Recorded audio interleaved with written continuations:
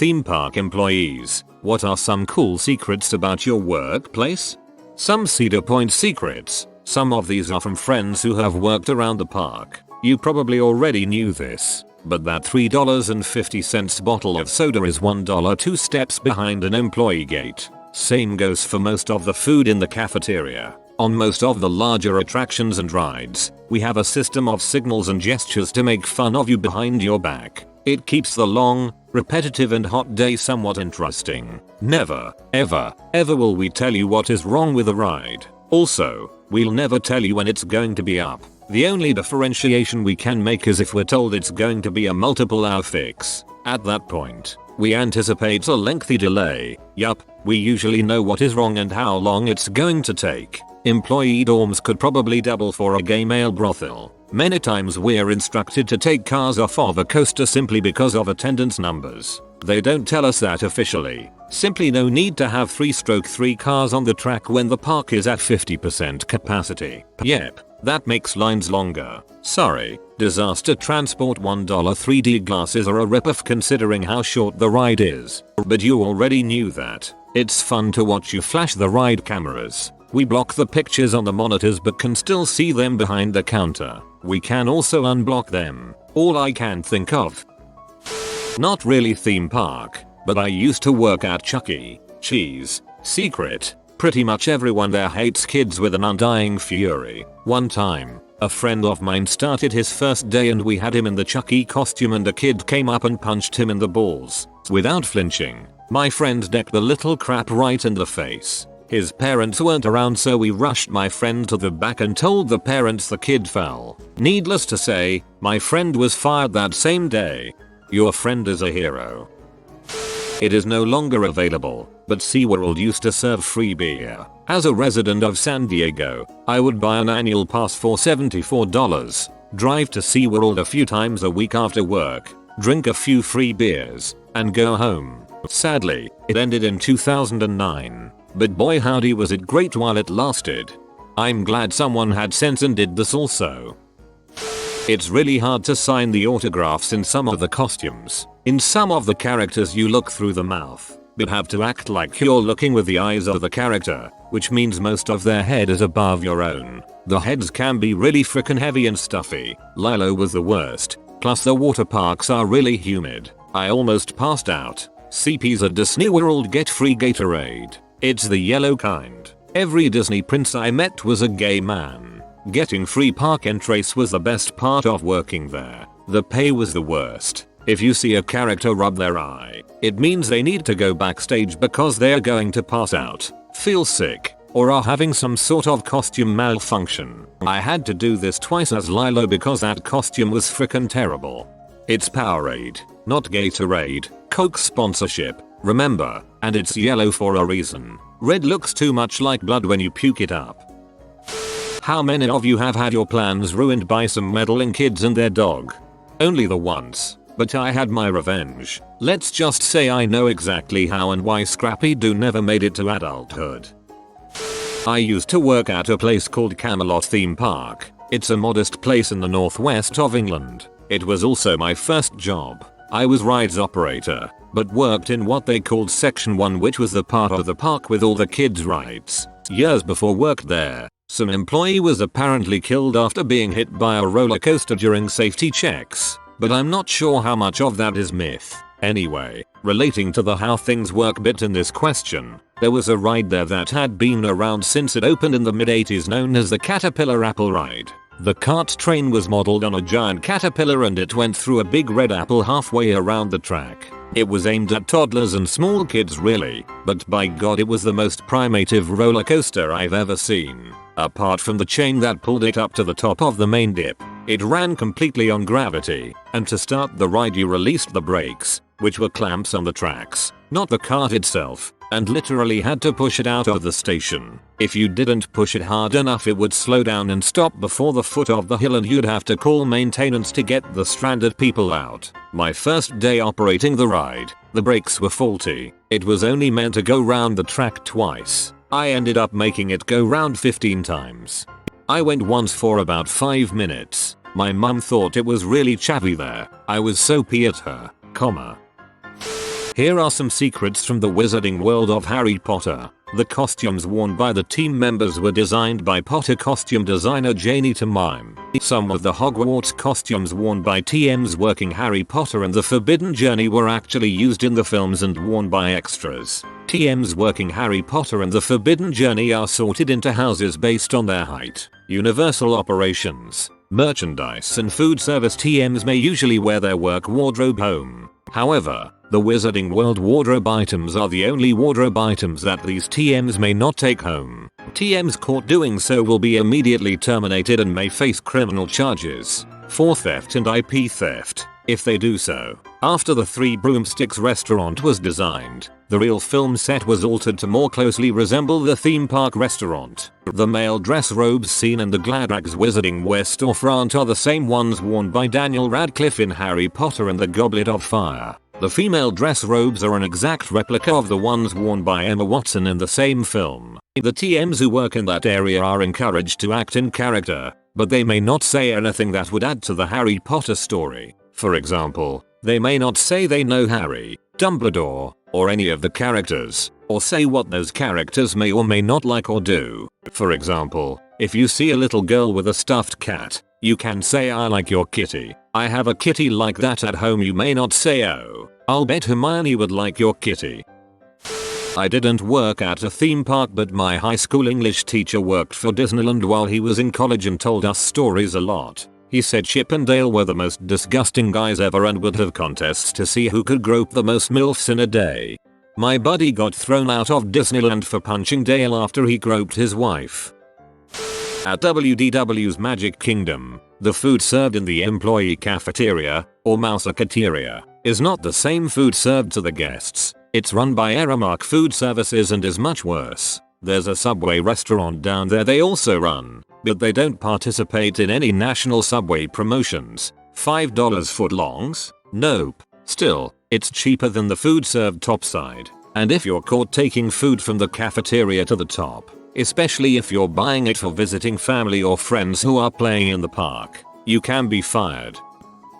Spent a summer working games at Hershey Park. Not the most exciting things to be learned, but here we go. All of the popular games have cameras installed in them. That means ring toss. Ring toss is 4 cameras. It's because if the attendant gets distracted and a ring lands on the outer 2 ring of bottles, you have to call it in. People notoriously have little kids lean over and just place it and try and guilt the attendant into giving away big butt bears. When you play Wacky Winding Wires, by July, all of the new employees can beat that game. Does not mean we will bend the rules if we hear that annoying buzzer, but it also doesn't mean we can't tell you which game station has a smaller ring or larger ring. It can make a large difference. Only one place in the entire park sells beer, and that is the Minetown Cafe right by the Great Bear. Check out the smoothie place in the food court area. They are amazing and vastly underrated. Every year, 1% of all profits from Hershey Park and Hershey's chocolate goes to the Milton Hershey School, which was originally a school for orphans, but will now also help kids whose parents can't afford to send them to school.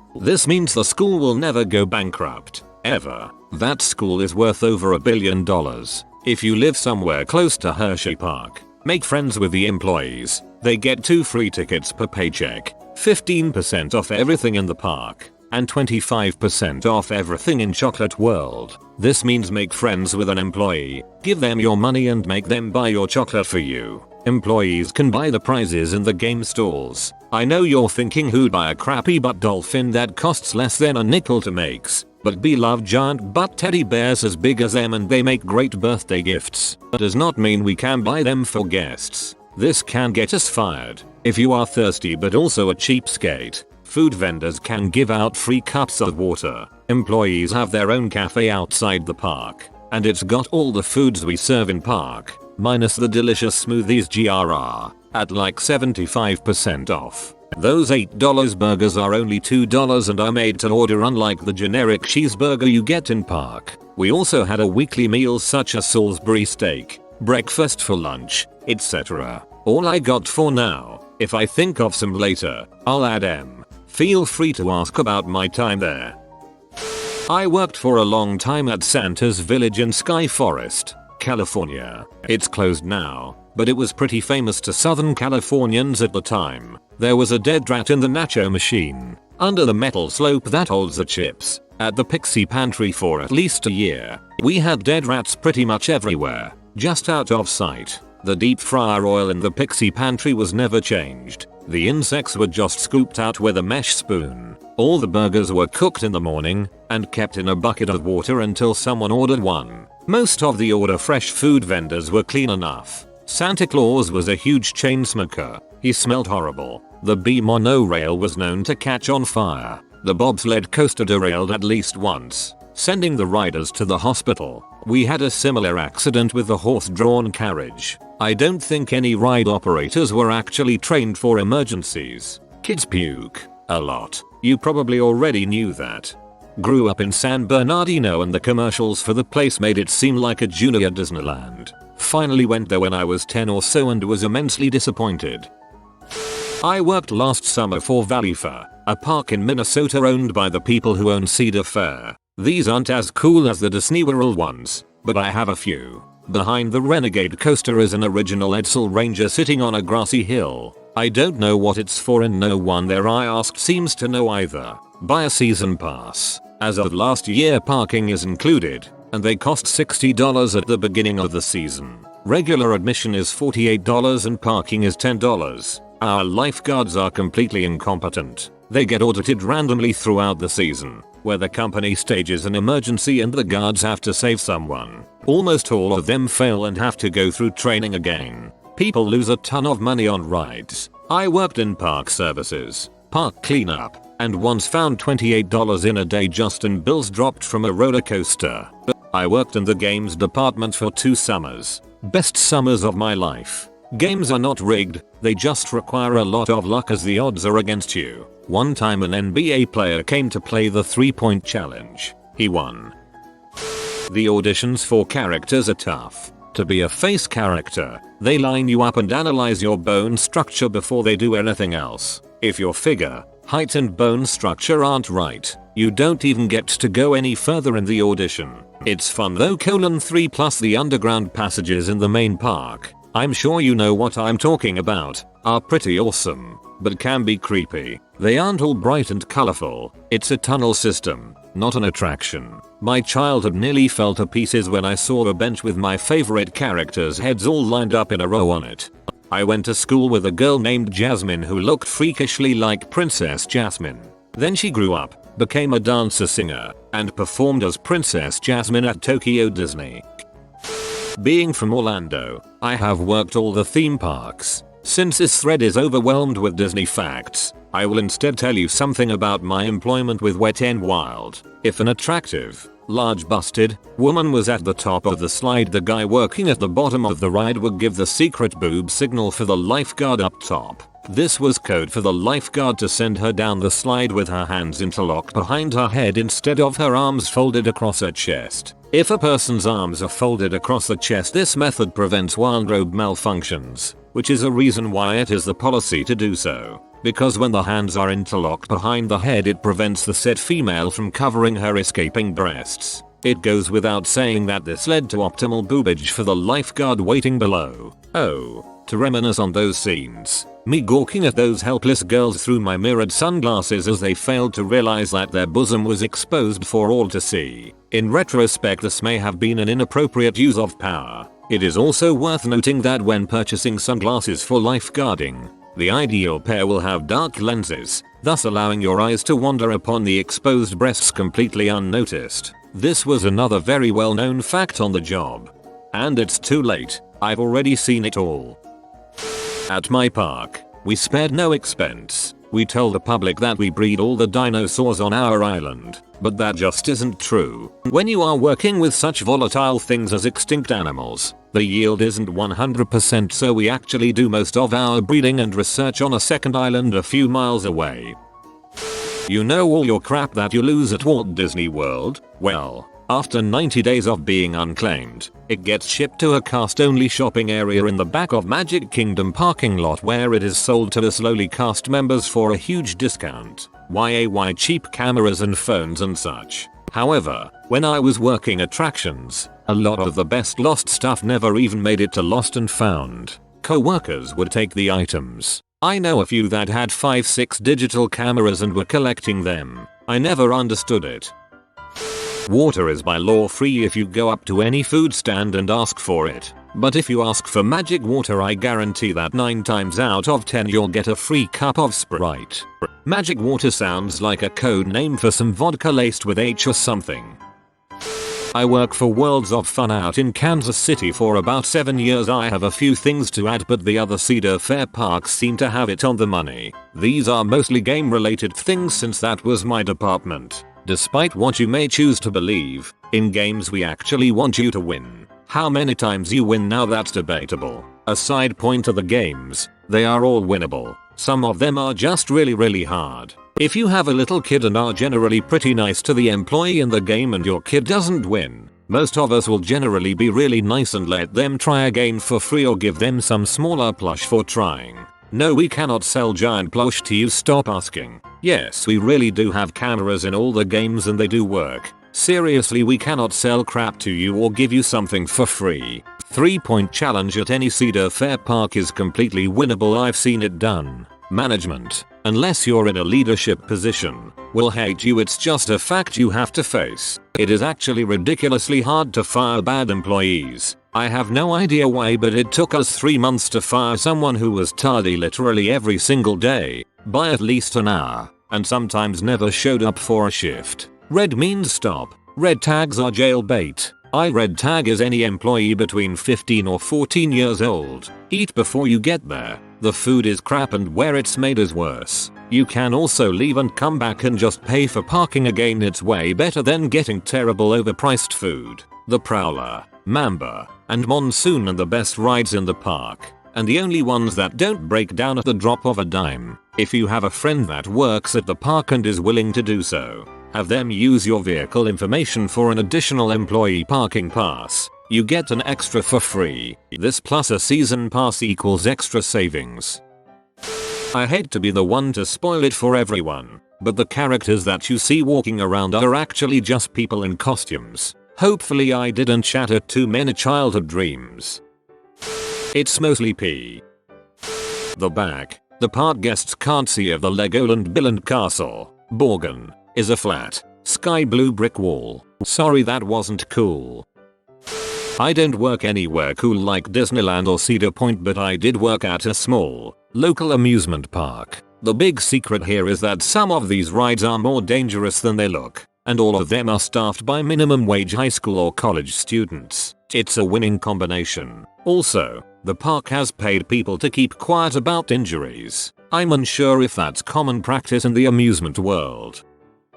I used to work at a theme park called Santa's Village about 10 years ago. My first day they quickly certified me to run the big roller coaster they had. I had no idea what I was doing. So I'm standing there watching the cars go around and I noticed a huge beam that holds the coaster up is snapped in half. It was attached to the ground and attached to the track, but was snapped in half, and the part hanging from the track was swinging in the wind and pulling the track down with it. The maintenance guys quickly welded it back together and reopened the ride. Frick that. I also drove this fire truck thing where a miniature house would catch on fire and the fire truck would drive to it and the kids would use hoses to put it out. Well, one day while driving it, the fricking truck overheated and had caught on fire. The whole place was falling apart and nobody seemed to give a crap. Thank God that death trap of an amusement park went bankrupt. There are several fences on the sides of buildings at Cedar Point. Usually inside of these fenced areas is a vending machine selling soda and water for $1.25, not for $6. A protein spill means someone puked. Also, hidden passages everywhere. I kid you not. I think I'd rather clean up puke than protein, if you know what I mean. I know a Thorpe Park in England that the manager has a special relationship with the roller coaster fan club, and every time a new roller coaster is opened the entire club gets invited to the park, which then stays open 2 hours later just for them, on just that ride. The rest of the park is shut down and everyone else is kicked out, but that one ride is kept open. I used to be a vet tech for Jurassic Park Triceratops Encounter at IOA. This used to be one of the main attractions in Jurassic Park. It was shut down for a while and I just saw they reopened it. Jurassic Park being my still favorite franchises, I try to add my own flair and modifying my uniform to accommodate a Triceratops belt buckle. That was a big no number. Before I actually started to work with the robot, we had to go to Dino classes and learn all these bogus facts that Universal wanted you to answer if guests had questions. One question, I swear, was, how big is a T-Rex testicle? Answer, about the size of a basketball. The one the vet tech is holding controls the different modes of the dinosaur as well as the sneeze function. There are mats that detect movement underfoot which if accidentally stepped on immediately freezes the dinosaur, just in case someone tries to hop the gate. My favorite was there is a small button behind the frill of the Triceratops that once pushed sets the dino to rage mode. We were forbidden to push it with threats of termination if we did so. I would push it all the time and ad lib. I got a lot more. It was about 9 years. Everything ran on Windows 98 which caused everything to break down all the time. My spelling is bad and I'm on an iPhone so suck it grammar Nazis.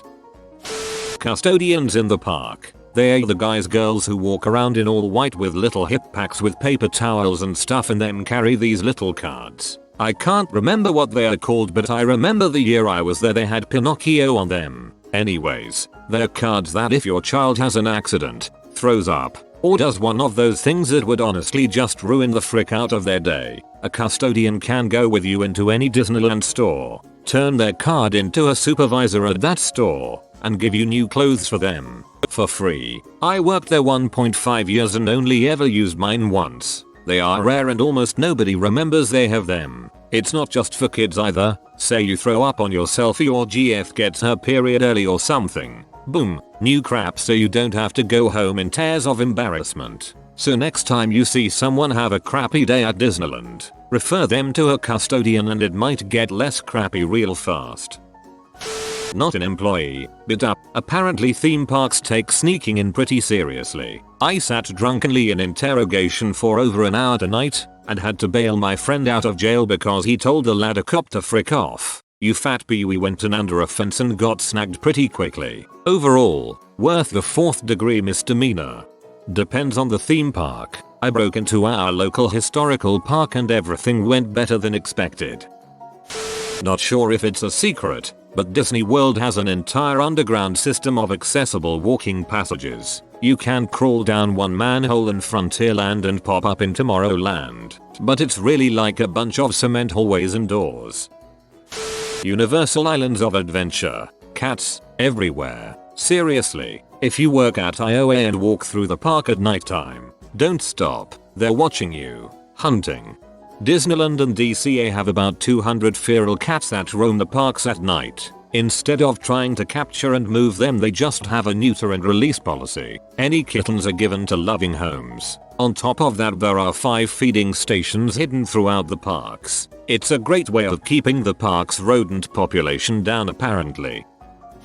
Here are some better Cedar Point secrets. Most employees who used to work on rides have taken excess ride parts that were never installed. I have a limit switch and some other minor items. Some of my friends have old seatbelts and proxies. Yet, we can never tell you what is wrong with the ride, or how long it's going to be down, but we almost always know exactly what's wrong and about how long it's going to take. No, we usually don't have stupid hand gestures for crap behind your back. Well, maybe some rides do, but none of the 8 rides I worked on did. Dragster is running super slow this year because there is no multi-move due to a train throwing off some procs when running like that. If people actually know what this means, I'll explain more. The red phone on the rides are not the bad phones that everyone thinks they are. They are the phones used for communication on the ride. It's the white phone that goes to outside places, maintenance, park operation, etc. Someone mentioned the overpriced soda, but it gets worse. I'm pretty sure Cedar Point gets all the soda for free from Pepsi since Pepsi likes advertising in the park. Beach Boys plays in the queue lines because people were trying to appease Don Kinzel, Cedar Fair CEO. If you are in butthole to a ride operator, you will probably be stapled to your seat during the ride. The employee quality may have seemed to go down there. That's because everyone that was well trained on the rides left because of how terrible they treat their employees and how much they overwork them. No overtime. Ohio seasonal employment exemption written for amusement parks that Cedar Point specifically lobbied for. People have crazy stories about bad stuff happening in the park, but Cedar Point is one of the safest parks in the world by far. Like, it's not even a question if you see what goes down at other parks. One of the most dangerous rides in the park is Skyride. Yeah, the slowly floating cabins. People at the other end have to slow and stop them manually. At full capacity, they are coming in every 7 seconds. Cedar Point is the only park left with a ride like this, possibly because they have never had a serious accident on it. There are lots more, but those are some of the basics.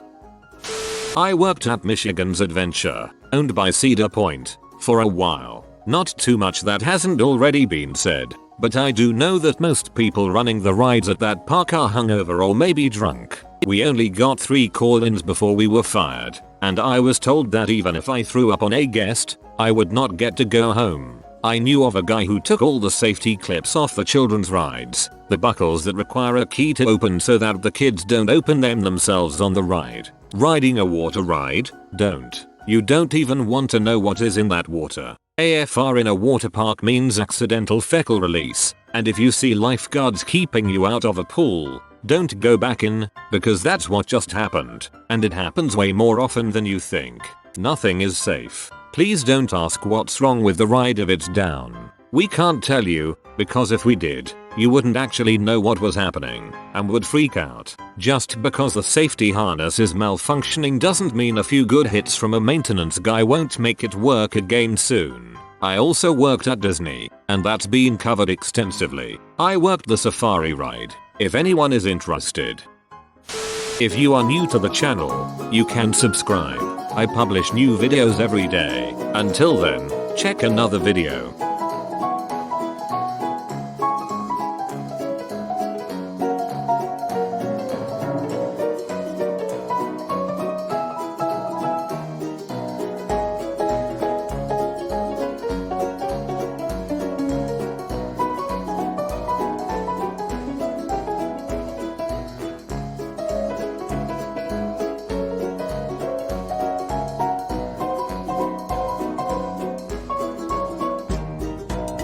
Bye for now.